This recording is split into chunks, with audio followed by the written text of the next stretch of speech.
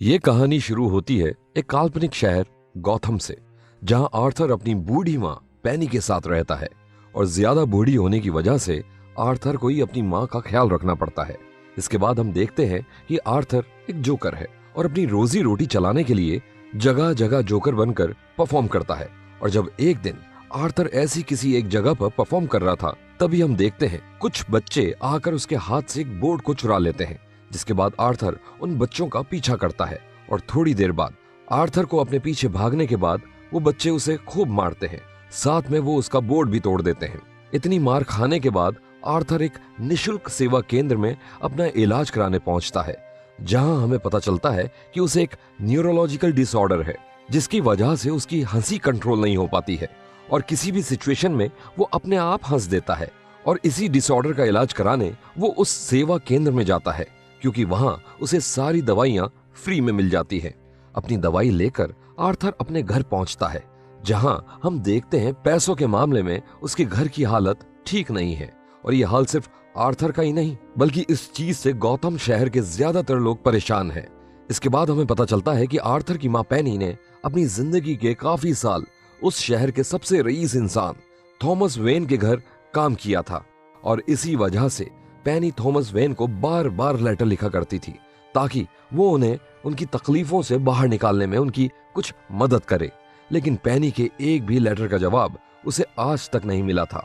इसके बाद हम देखते हैं कि गौतम शहर में एक लाइव टीवी शो आता है, जो कि पूरे गौतम शहर में बहुत पॉपुलर है। और इस शो में लीड है मरी फ्रैंकलिन, जिन्हें आर्थर भी बहुत पसंद करता है। और इसी वजह से आर्थर एक बार इस शो में भी गया था, जहां वो पहली बार अपने आइडल मरी से मिल पाया था। इसके बाद अगले दिन की सुबह होती है और हम देखते हैं कि आर्थर ऑफिस में अपने सारे कलीग्स के साथ काम पर जाने के लिए तैयार हो रहा है कि तभी वहां उसका एक कलीग रेंडल उसे आकर सेल्फ डिफेंस के लिए एक गन देता है, क्योंकि उसे पता था कि उन बच्चों ने उसके साथ क्या किया था।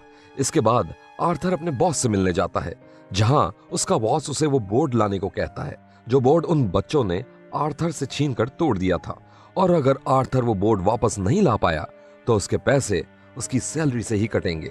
ये बात सुनकर आर्थर बहुत गुस्सा हो जाता है और अपना काम खत्म करने के बाद आर्थर अपने अपार्टमेंट में जाता है, जहां जाते जाते उसे एक सिंगल मदर सोफी मिलती है, जो उसके साथ वाले अपार्टमेंट में ही नई नई शिफ्ट हुई थी। अब रात को आर्थर अपनी नई नई गन से खेल रहा था, तभी मजाक मजाक में उससे अपने घर में ही गोली चल जाती है, जिससे वो बहुत डर जाता है। इसके बाद हम देखते हैं कि आर्थर सोफी का पीछा करता है और जहां जहां वो जाती है वो उसके पीछे पीछे जाता है। जिसके बाद उसी रात को सोफी उसके अपार्टमेंट में उससे मिलने आती है, जहां वो उससे पूछती है कि क्या वो आज उसका पीछा कर रहा था, जिसके जवाब में आर्थर उसे सब कुछ सच सच बता देता है।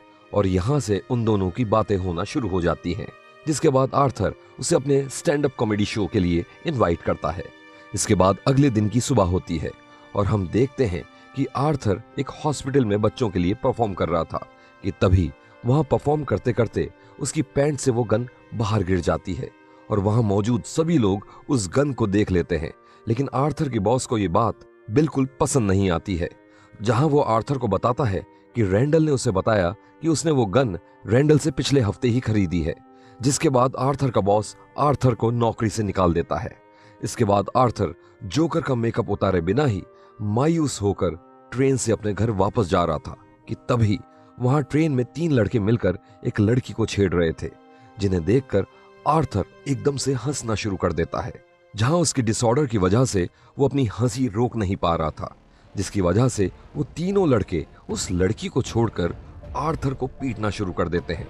और तभी आर्थर अपनी बंदूक निकालकर उनमें से 2 लोगों को वहीं शूट कर देता है, और जबकि तीसरा लड़का वहां से भाग जाता है। जिसके बाद आर्थर उसका पीछा करता है और फाइनली उसे पकड़कर अपनी सारी बची गोलियां उसकी बॉडी में उतार देता है। जिसके बाद आर्थर वहां से भाग जाता है और वहां से दूर जाकर एक वॉशरूम में खुद को लॉक कर लेता है, जहां हम देखते हैं कि आर्थर उन सभी को मारने के बाद बहुत खुश था और उसे उन्हें मारने से बहुत खुशी मिली थी। अब अगले दिन की सुबह होती है और हम देखते हैं कि उन तीनों लोगों की मौत की खबर टीवी पर दिखाई जा रही थी। और तभी टीवी पर थॉमस वेन आता है, क्योंकि वो तीनों लोग उसी की ही कंपनी में काम किया करते थे। अगले दिन आर्थर अपनी दवाइयां लेने जाता है, जहां उसे पता चलता है कि शहर में मंदी होने की वजह से उस सेवा केंद्र की फंडिंग को बंद कर दिया गया है, जिसकी वजह से अब वो सेवा केंद्र बंद होने वाला है और आर्थर को भी अब अपनी दवाइयां फ्री में नहीं मिल पाएंगी। इसके बाद आर्थर अपने सब दुख भुलाकर अपने स्टैंड अप कॉमेडी शो में परफॉर्म करने जाता है, जहां उसने सोफी को भी बुलाया हुआ था। लेकिन जैसे ही आर्थर वहां अपनी परफॉर्मेंस शुरू करता है, उसे तभी वहां हंसी आ जाती है, जिसके बाद वो अपने डिसऑर्डर के कारण पूरे शो में बस हंसता ही जाता है। लेकिन किसी तरह वो अपनी परफॉर्मेंस को कंप्लीट करके वहां से निकल जाता है। ये सब होने के बाद आर्थर अपने घर पहुंचता है, जहां पहुंचकर वो पहली बार अपनी मां का लेटर पढ़ता है, जो वो हमेशा थॉमस वेन को भेजा करती थी, जिसे पढ़कर उसे पता चलता है कि उसके असली पिता थॉमस वेन है। जिसके बाद वो अपनी मां पर बहुत गुस्सा हो जाता है। इसके अगले दिन आर्थर थॉमस वेन से मिलने उसके घर जाता है, जहां उसे सबसे पहले ब्रूस वेन मिलता है, जो कि थॉमस वेन का बेटा था।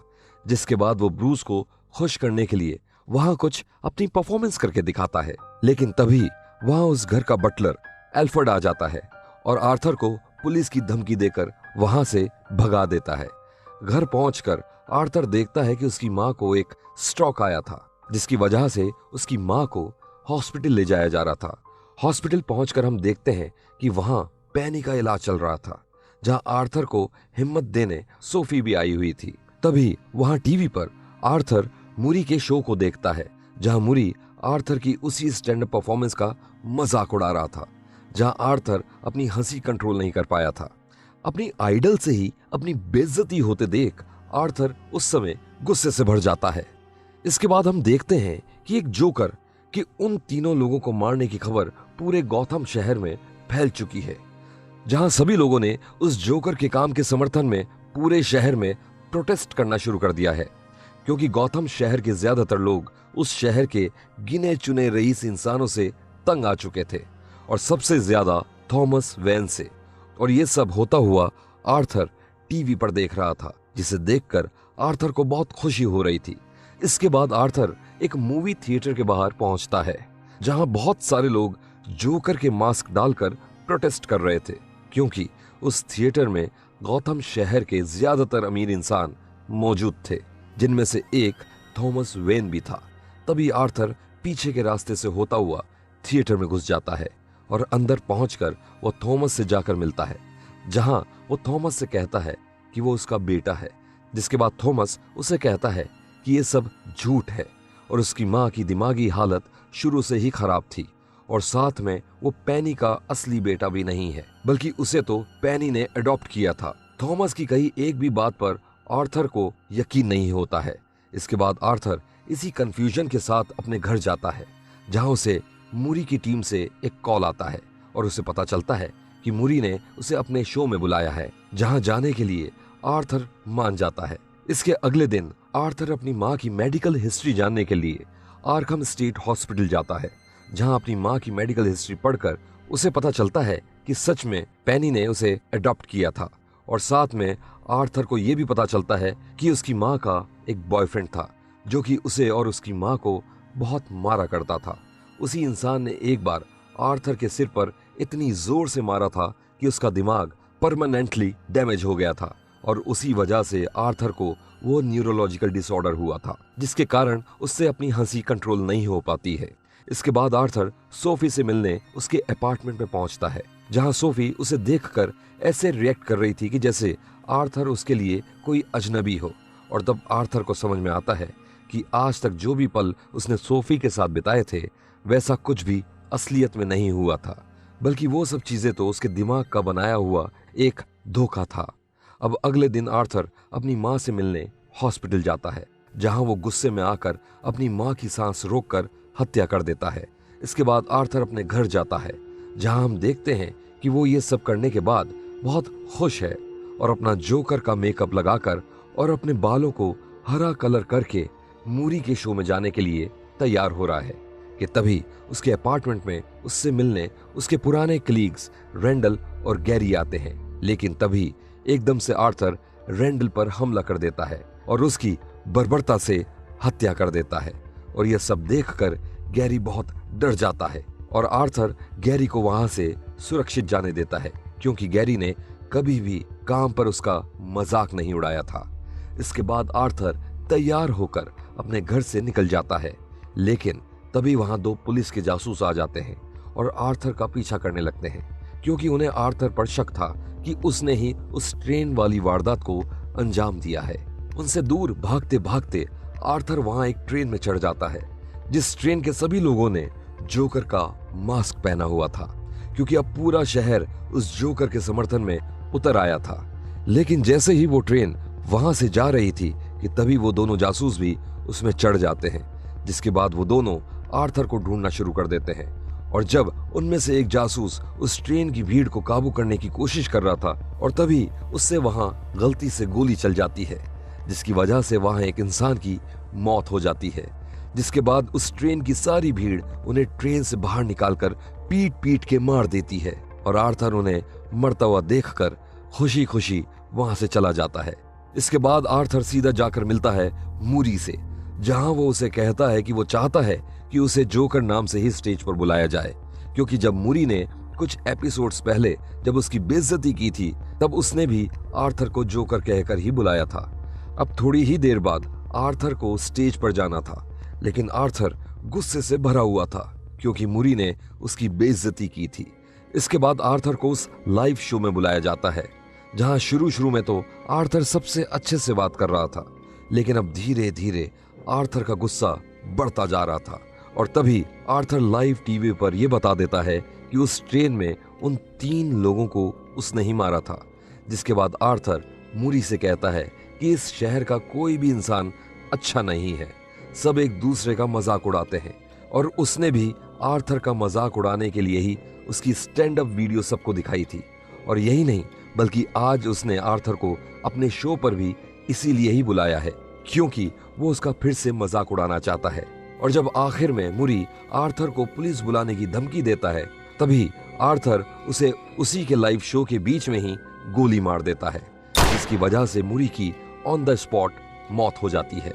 और अब उस स्टूडियो में अफरा तफरी मच जाती है और सब लोग इधर उधर भागना शुरू कर देते हैं, क्योंकि ये शो लाइव हो रहा था। तो कुछ ही समय में ये बात पूरे गौथम शहर में पता चल जाती है, जिसके थोड़ी ही देर बाद पुलिस आर्थर को वहां से ले जाती है।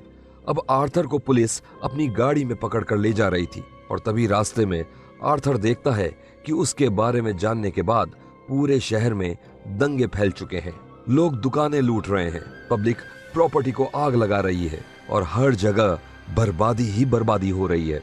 लेकिन ये सब देखकर आर्थर को बहुत खुशी मिल रही थी। और तभी एक एम्बुलेंस आकर आर्थर की कार को टक्कर मार देती है, जिसके बाद कुछ लोग आकर आर्थर को बेहोशी की हालत में उस गाड़ी से बाहर निकालते हैं, और सारी भीड़ आर्थर की कार को चारों तरफ से घेर लेती है। वहीं दूसरी तरफ हम देखते हैं कि थॉमस वैन अपनी पत्नी और अपने बेटे के साथ शहर से जा ही रहा था कि तभी एक दंगाई उसे और उसकी पत्नी को गोली मारकर उनकी हत्या कर देता है। और अब थॉमस का बेटा ब्रूस वहीं खड़े खड़े अपने माता पिता को मरते हुए देख रहा है। और ये ब्रूस वैन और कोई नहीं बल्कि वही इंसान है जो आगे चलकर बैटमैन बनने वाला था, जिसका सबसे बड़ा दुश्मन और कोई नहीं बल्कि आर्थर, या कहें जोकर ही होने वाला था। दूसरी ओर आर्थर अपनी बेहोशी से जागता है, जहां वो देखता है कि सारी भीड़ उसका सपोर्ट कर रही है, जिसके बाद वो वहीं खुशी से डांस करना शुरू कर देता है।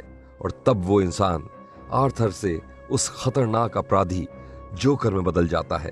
फिल्म के आखिर में हम देखते हैं कि आर्थर आर्खम हॉस्पिटल में मौजूद है, जहां उसकी थेरेपी सेशन चल रही थी, और वो उस थेरेपिस्ट के सामने हमेशा की तरह बस हंसता ही जा रहा है। और तभी हम देखते हैं कि आर्थर उस थेरेपिस्ट की भी हत्या करके वहां से भाग जाता है। तो ये थी जोकर फिल्म की सारी कहानी। आपको ये कहानी कैसी लगी हमें कमेंट्स में जरूर बताइएगा।